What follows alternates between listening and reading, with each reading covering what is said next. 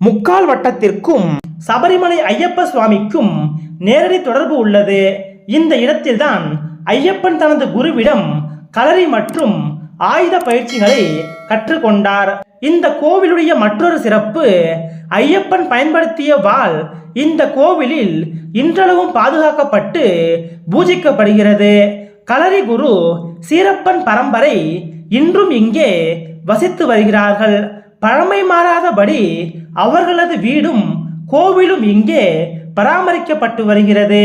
இந்த கோவிலை ஐயப்பனின் குரு சீரப்பன் பரம்பரையினர்தான் இன்றளவும் நிர்வகித்து வருகின்றனர். சபரிமலையைப் போலவே இங்கும் சகஸ்ரநாம அர்ச்சனை, புஷ்பாஞ்சலி, அஷ்டோத்தர ஜபம் போன்றவையும் நடத்தப்படுகின்றன.